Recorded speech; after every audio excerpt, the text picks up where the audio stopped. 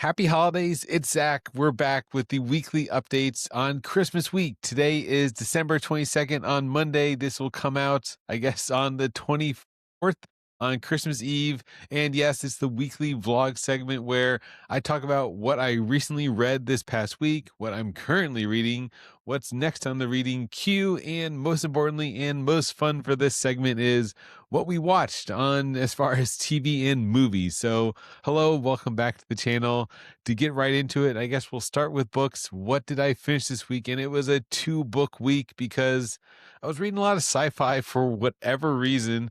That was just the urge and mood I was in to read sci-fi. So to start things off, what I read last week was, first of all, The Gone World by Tom Sweterlitsch.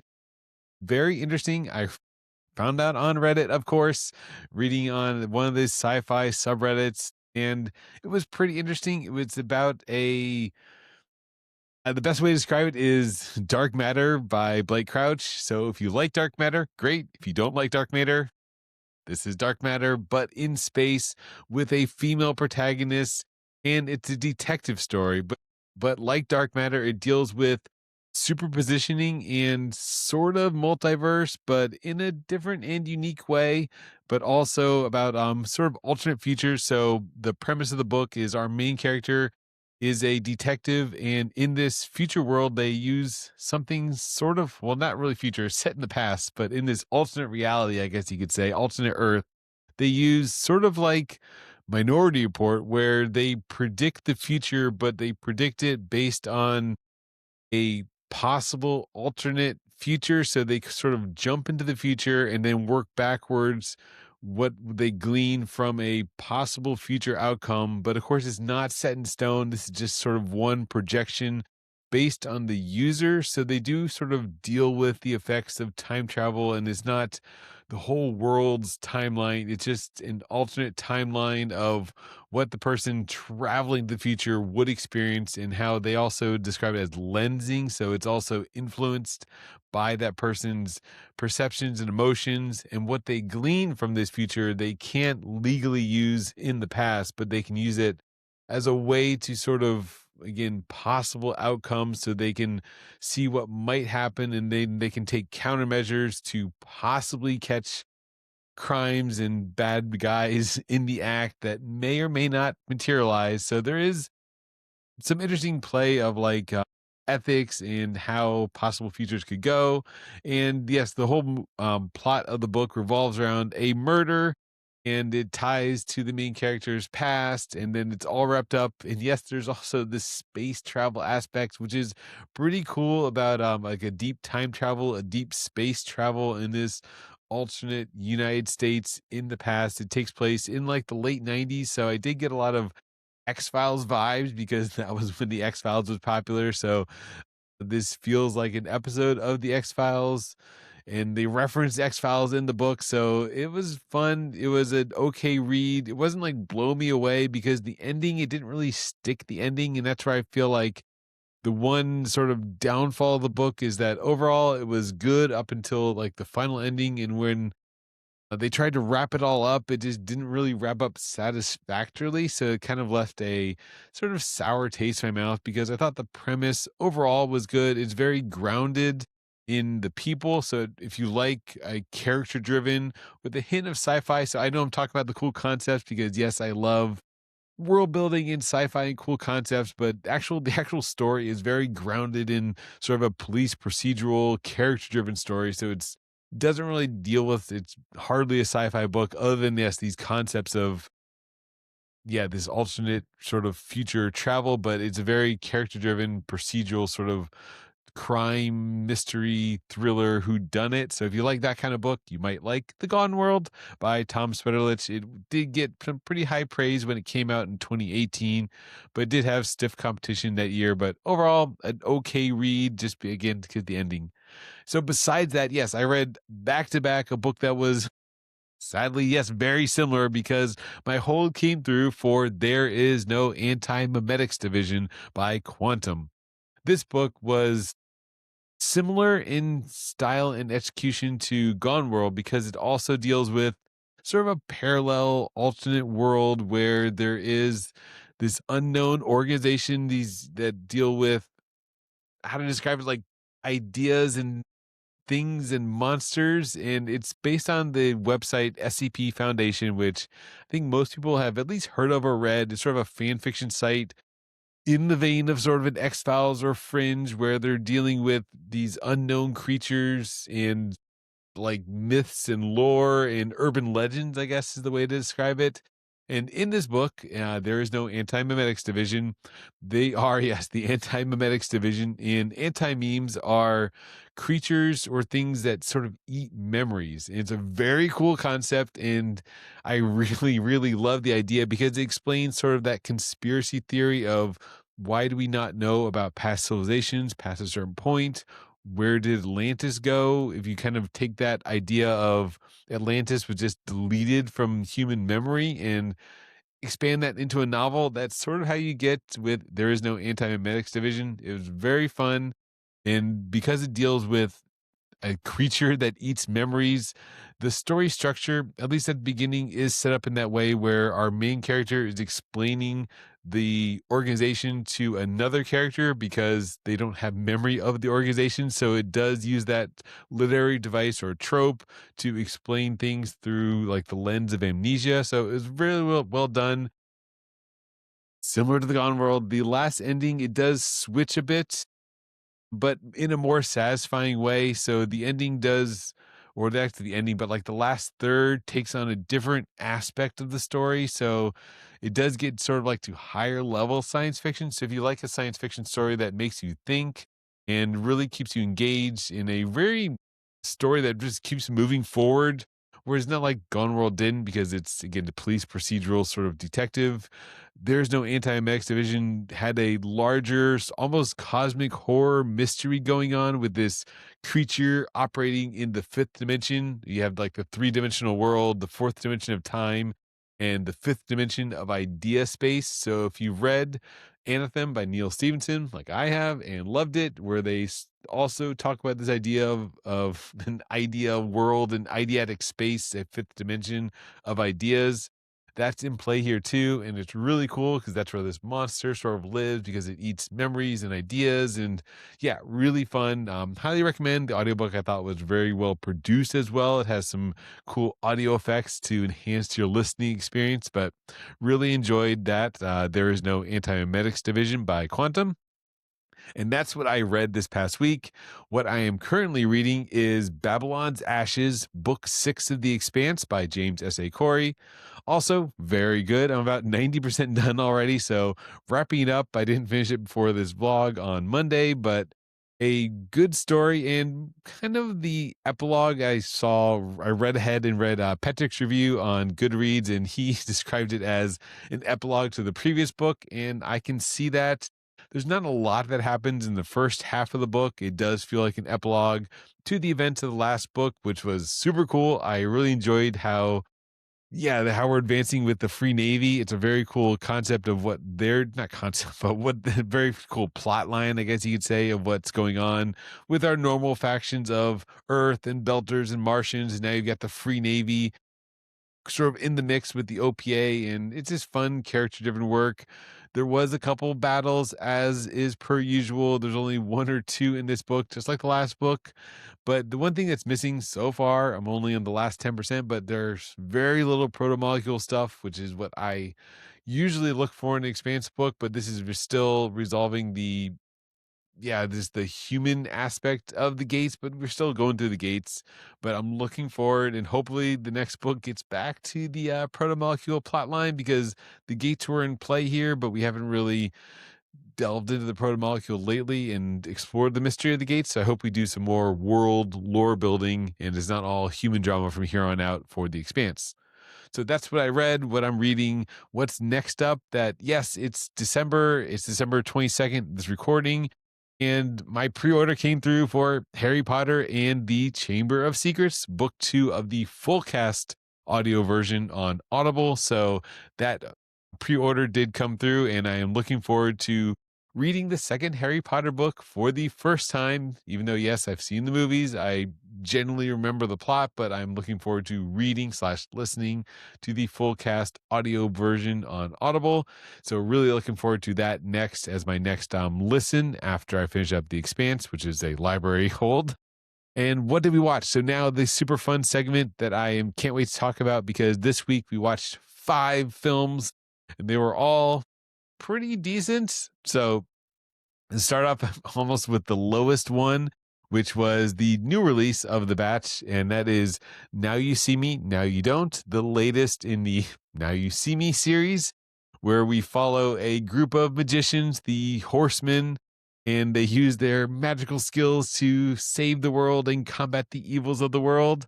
So yes, the crew is back together, but now in this third installment of the Now You See Me series, they take on a new, younger cohort of magicians, up and coming magicians, who are a part of the Eye, the secret organization, and they're caught up in another adventure to stop the wrongdoing in the world. So it's fun, but at the same time, we know it's stage magic and not like magic, like fantasy sci-fi magic. So we know it's just tricks, and they do explain how the tricks work, but it felt a little hokey, because now they're doing these sort of feats in how are they tricking the bad guys with just stage magic all the time and these perfectly planned like tricks, magic tricks. So it is a little out there. You are suspending your disbelief a lot with this film, but it was okay. It's a high production value. It's some cool set pieces. They go to Abu Dhabi. I remember seeing some of those places, so it was fun. It was fine, but maybe not next in quality. But the movie I watched after Now You See Me, Now You Don't, I watched by myself, and that was Future Cops, the 1993 film by Wong Jing. This is a rewatch for me, because I do remember watching way back in the day, back in college, when we were watching a ton of Hong Kong cinema. And with the Street Fighter movie coming out, I was like, yeah, I need to rewatch Future Cops, because it is a Hong Kong Street Fighter, I wouldn't say parody, but a Street Fighter inspired comedy, and it is just as endearing and cheesy as you would expect a 1993 Hong Kong movie by Wong Jing. But it's so fun because it stars a star-studded cast. You've got Andy Lau, Jackie Chung, Simon Yam, Aaron Kwok, Ekin Chang is Ken. There's just so many big names from the late 90s, golden era of Hong Kong cinema. All these superstars are in this movie, and they're all playing Street Fighter inspired characters in this crazy plot about a future version of Street Fighter character travel back in time to find the judge that's going to lock up M. Bison in the future, but they have to be in high school. So it's almost like a fight back to school, 21 Jump Street sort of film, but maybe calling back to Wong Jing's previous, Fight Back to School, some of his Stephen Chow movies like Royal Tramp he did, God of Gamblers, Fight Back to School. It's just slapstick. It's funny. I did laugh out loud while watching it because it's just so silly. It is a just generally good time. It brought me back to, that golden era of Hong Kong, late 90s, early 90s, 93 film that I love. So it was a very nostalgic watch for me. I really enjoyed Future Cops. And if you haven't seen it and you want to know how Hong Kong in the 90s dealt with Street Fighter, hey, that's Future Cops. And then after that, we switched gears the next day. I think we watched this on Saturday for a more serious film, and that was 2023's Rental Family. Not the new version, not the 2025 movie, the American remake, apparently, but I didn't realize this either, but apparently the new Rental Family, I think, is a remake of the original Japanese version of Rental Family. And this follows a rental family organization and the owner slash one of the employees, and it has episodic, and it follows a couple different vignettes of different families that he is working with or working for, and it shows different aspects of the rental family business and how it affects a couple different families, a couple different lives in different ways. And then the final vignette has one of the characters from earlier, and how she grows up and deals with some of these issues. And it was very touching. It was very emotional, sort of to see the different aspects of society. We get glimpses of how the business operates and sort of the loneliness epidemic. So some of the standouts, of course, were some of the young characters in the film, but we also see like the old man who wants to rent a son, and then he rents a grandchild. And yeah, we had the other character who gets a brief vignette of renting like a party for his birthday. He gets a group. The characters go to a wedding. Our main character has to learn different dialects to fit in as like the bride's brother, so she has to know the right dialect to fit in. It's just really interesting. I thought it was really well done, and makes me looking forward to watching the new 2025 version with Brendan Fraser, right? Of Rental Family. Then after that, on Sunday, we watched two films to wrap up the weekend. And that was first on Netflix's the new disaster movie, but is it really a disaster movie? And that's The Great Flood, which is the 2025 Korean film, South Korean film, about a flood disaster. And it starts off as sort of the day after tomorrow because a flood hits Seoul, and we have to follow our main character and her son, who of course has an illness, and they have to race against the water and escape from the flood. But then it does a very interesting twist that I didn't see it coming from the description, that's actually a science fiction film, because the main character is developing an AI solution, and this all plays into the plot. So I don't want to spoil it, but it's a disaster movie, yes, but it's also something else. And it was an interesting twist, but the execution was not really there. I didn't really feel for it at the end. I thought some of the decisions the character makes, of course, you're going, why are you doing this? Why don't you do X instead of doing Y? I understand it's supposed to be emotions and taking care of the kid, but why? The water's flooding. But anyways, it was a bit frustrating to watch the Great Flood, but as far as a filmmaking aspect, I thought it was well done to film all this with all this water and all the characters. I mean, the water, yes, she throws on this heavy coat and she's trying to swim in this super heavy like winter coat. And then as a practical solution, you're like, why are you choosing the heaviest thing that's going to get waterlogged when you're trying to swim in it? But things like that, yes, just very annoyed me. But overall, the design of the film was cool because it's just this water world. So if you like water world, speaking of 90s films, yeah, this flooded Seoul apartment complex. Very cool, very well done. But the ending second half was a little of a miss for me. And then the characters' decisions sometimes, like the clothes that the people wear in this water world. Why are they wearing jackets? I know costume design probably looks good, but why are you choosing this clothes to swim in when it's pouring rain, the water's rising? Anyways, that was The Great Flood. Do check it out. It's on Netflix, so you probably have a subscription.